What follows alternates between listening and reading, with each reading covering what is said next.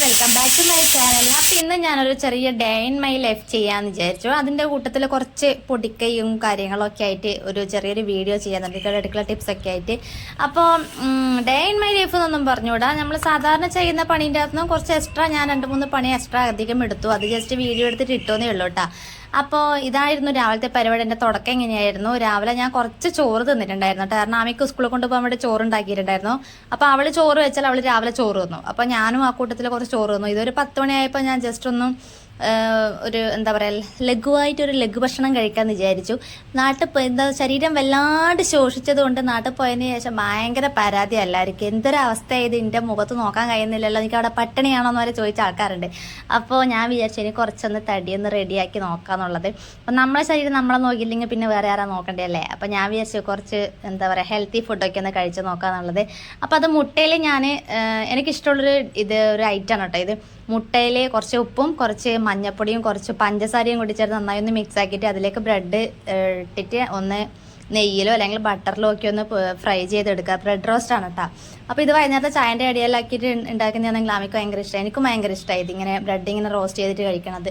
പിന്നെ 2 മുട്ടയും പിന്നെ ഒരു നേന്ത്രപ്പഴം, ഒരു ഗ്ലാസ് പാലൊക്കെ ആയിട്ട് അങ്ങനെ ഒരു 10 മണിയാകുമ്പോൾ ഇതൊക്കെ ഇപ്പം തുടങ്ങിയ ശീലമാണ് കേട്ടോ, കുറച്ച് കാലമായിട്ടുള്ളൂ. പിന്നെ വീട്ടുപണിയൊക്കെ നമ്മളെ അലക്കലും പിന്നെ അടിച്ചു വരലും പരിപാടിയൊക്കെ കഴിഞ്ഞതിന് ശേഷം ഞാൻ തലേന്ന് അന്ന് എന്താ പറയുക ഇന്ന് ഈ വീഡിയോ എടുക്കുന്നതിൻ്റെ തലേ ദിവസം ഞാനും ആമിയും നമ്മൾ താമസിക്കുന്ന വീടിൻ്റെ കുറച്ച് പിറകിലോട്ട് പോയിട്ട് കുറച്ച് മണ്ണും കുറച്ച് ചാണകമൊക്കെ വാങ്ങിയിട്ട് വാരി വന്നിട്ടുണ്ടായിരുന്നേ. ഉദ്ദേശം പറയുന്നല്ല, ഞാൻ കുറച്ച് മണ്ണ് വാരിയത് എന്താണെന്ന് വെച്ചാൽ എന്തൊക്കെ എൻ്റെ വീട് കണ്ടവർക്ക് മനസ്സിലായിട്ടുണ്ടാവും, നീളത്തിലൊരു വരാന്തയുണ്ട്. അപ്പോൾ ഞാൻ വിചാരിച്ചു അവിടെ കുറച്ച് ചെടിയൊക്കെ ഒന്ന് നട്ട് നോക്കാന്നുള്ളത്. അപ്പോൾ ചെടി പിന്നെ പുറത്തുനിന്ന് വാങ്ങിക്കണം, അതിൻ്റെ വിത്തോ തയ്യോ എന്തെങ്കിലുമൊക്കെ വാങ്ങിക്കണം. ഇത് പിന്നെ വിചാരിച്ചു കുറച്ച് മുളകൊക്കെ ഒന്ന് പാകി നോക്കാന്നുള്ളത്. പൊടിക്കോ ഇല്ലയോ എന്നുള്ള കാര്യം ഒന്നും അറിയില്ല, ജസ്റ്റ് ഒന്ന് ട്രൈ ചെയ്ത് നോക്കാമെന്ന് വിചാരിച്ചു. അപ്പോൾ അതിന് വേണ്ടിയിട്ട് ഞാനും അമ്മയും പോയിട്ട് കുറച്ച് മണ്ണും പിന്നെ അവിടെയൊക്കെ പശുവിനെല്ലാം കിട്ടിയിട്ടുണ്ടായിരുന്നു. കുറച്ച് ബാക്ക് സൈഡോട്ട് പോകണം. ഇത് ഞാൻ താമസിക്കുന്നത് കുറച്ച് ടൗണിലാണ്. അപ്പോൾ വണ്ടി എടുത്തിട്ടാണ് നമ്മൾ പോയത്. വണ്ടി എടുത്തിട്ട് കുറച്ച് പിന്നെ എന്താ പറയുക പിന്നാടി എന്ന് പറഞ്ഞാൽ ബാക്ക് സൈഡിലോട്ട് പോയപ്പോൾ ഇങ്ങനെ കുറച്ച് മണ്ണും കാര്യങ്ങളൊക്കെ ഇങ്ങനെ വാങ്ങിയിട്ട് വാരിയിട്ട് വന്നതാണ് കേട്ടോ. അപ്പോൾ 2 ചട്ടിയൊക്കെ വാങ്ങി കുറച്ച് മണ്ണൊക്കെ നിറച്ചില്ല, മുളകൊക്കെ ഒന്ന് പാകി നോക്കിയിട്ടുണ്ട്. പൊടിക്കോ ഇല്ലയോ എന്നുള്ള അറിയില്ല, നമ്മൾ ട്രൈ ചെയ്തായിട്ട് എന്താ പറയുക നമ്മൾ നടാഞ്ഞിട്ട് പൊടിക്കാത്തതായി പോണ്ടെന്നുള്ളൊരു ലെവലിൽ ഞാനൊന്ന് പരീക്ഷിച്ച് നോക്കിയതാണ്. ഇത് പൊടിച്ചിട്ടില്ല എങ്കിൽ 2 ചെടിയോ തയ്യോ എന്തെങ്കിലും വാങ്ങി നട്ട് നോക്കണം, അത്രയേ ഉള്ളൂ. അപ്പോൾ കുറച്ച് ചാണകമൊക്കെ കിട്ടിയിട്ടുണ്ടായിരുന്നു, അടുത്ത് പശുവിനെ കിട്ടിയ സ്ഥലത്തുനിന്ന് ഞാൻ പോയിട്ട് വാരിയതാണ് കേട്ടോ.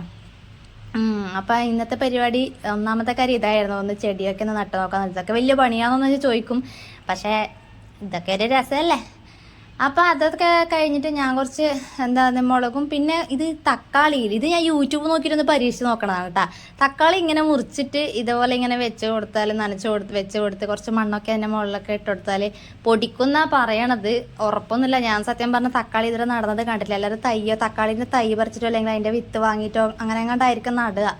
ഇതുപോലെ നട്ടിട്ട് ഞാൻ യൂട്യൂബിൽ കണ്ടിട്ടൊന്ന് പരീക്ഷിച്ച് നോക്കിയതാണ് കേട്ടോ. പിന്നെ എൻ്റെ പരിപാടി നമ്മളെ ഇവിടെ 2 വിളക്കുണ്ടായിരുന്നു, ക്ലാവ് പിടിച്ച് കരി പിടിച്ചിട്ട് ഇങ്ങനെ കിടക്കുന്ന 2 വിളക്ക് കേട്ടോ. അപ്പോൾ ഇത് ഞാൻ സത്യം പറഞ്ഞാൽ ഞാൻ വിളക്ക് കത്തിക്കാറില്ല. ഒന്നാമത്തെ കാര്യം വിളക്ക് കത്തിക്കുന്ന സമയത്തായിരിക്കും ഞാൻ ആമീനെയും കൂട്ടി ഇവിടെ ഡാൻസ് ക്ലാസ്സിൻ്റെ പോവുക. അപ്പോൾ ആ സമയത്ത് എനിക്ക് കത്തിക്കാൻ പറ്റാറില്ല. പിന്നെ പിന്നെ എഴുന്നേറ്റ് രാവിലെ വിളക്ക് കത്തിക്കുക. രാവിലെ ഞാൻ പിന്നെ അതിന് മെനക്കാടാറില്ല, സത്യം പറഞ്ഞാൽ വിളക്ക് കത്തിക്കാറില്ല. വലിയ അഹങ്കാരത്തോടു കൂടി പറയുന്നതാണെന്ന് വിചാരിക്കണ്ട കേട്ടോ. അപ്പോൾ ഏതായാലും അതൊന്ന് വൃത്തിയാക്കി വെക്കാമെന്ന് വിചാരിച്ചു. പിന്നെ വിളക്ക് നമ്മൾ ഈസി ആയിട്ട് വൃത്തിയാക്കുന്നത് എങ്ങനെയാണ്, ഞാൻ ഇതും സത്യം പറഞ്ഞാൽ യൂട്യൂബ് നോക്കിയിട്ട് തന്നെ ചെയ്ത് നോക്കിയതാണ് കേട്ടോ. ഇത് സത്യം പറഞ്ഞാൽ എനിക്ക് നല്ല റിസൾട്ട് കിട്ടിയിട്ടുണ്ട്. അതുകൊണ്ട് ഞാനൊന്ന് ഷെയർ ചെയ്യാമെന്ന് വിചാരിച്ചു. അറിയാത്തവർക്ക് യൂസ്ഫുൾ ആണെങ്കിൽ അറിയട്ടെ, ഒന്ന് ട്രൈ ചെയ്ത് നോക്കട്ടെ എന്ന് വിചാരിച്ചു. ഒന്നുമില്ല, നമ്മളെ പാത്രം കഴുകുന്ന വിമ്മോ അല്ലെങ്കിൽ എക്സോ ഉണ്ടല്ലോ, ഏതെങ്കിലും ഒരു ഡിഷ്, ഏതെങ്കിലും ഒരു നമ്മുടെ സോപ്പല്ല കേട്ടോ, ലിക്വിഡിലേക്ക് ഒരു ചെറുനാരങ്ങയുടെ നീരോ നമ്മളെ കയ്യിൽ വിളക്കിൻ്റെ എന്താ പറയുക സൈസിനനുസരിച്ചിട്ടുള്ള ലിക്വിഡ് നമുക്കത് ഉണ്ടാക്കി കേട്ടോ.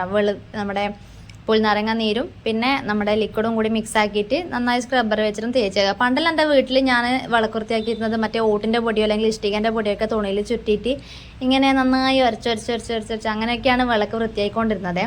അപ്പോൾ ഇവിടെ ഇതിനുള്ള സാഹചര്യം ഇല്ലാത്തത് കൊണ്ട് ഓട്ടും ഇഷ്ടികൊന്നും കിട്ടാത്തത് കൊണ്ട് ഞാൻ ഇതുപോലെ ഒന്ന് ട്രൈ ചെയ്ത് നോക്കിയിട്ടുള്ളൂ. പക്ഷെ നല്ല സംഭവം നല്ല അടിപൊളിയാണ് കേട്ടോ, നല്ല കളർ വന്നിട്ടുണ്ട്, നല്ല നീറ്റ് നല്ല വൃത്തിയായിട്ടുണ്ട് കേട്ടോ. അപ്പോൾ എക്സ്ട്രാ പണി പിന്നെ ഇതായിരുന്നു. പിന്നെ എന്താ സാധാരണ എല്ലാവരെയും പോലെ തന്നെ പിന്നെ പാത്രം കഴുകി വെക്കാനുണ്ടായിരുന്നു, അടുക്കള വൃത്തിയാക്കാനുണ്ടായിരുന്നു. അത്രയൊക്കെ തന്നെയുള്ളൂ. എല്ലാവർക്കും ഉള്ള പണി തന്നെയാണ് അലക്കലും അടിച്ചു വാരലും പാത്രം കഴുകലും വൃത്തിയാക്കലും ഭക്ഷണം ഉണ്ടാക്കലും. അല്ലാതെ തന്നെയാണ് എല്ലാ ഡെയിലി ദിവസം നടക്കണത്.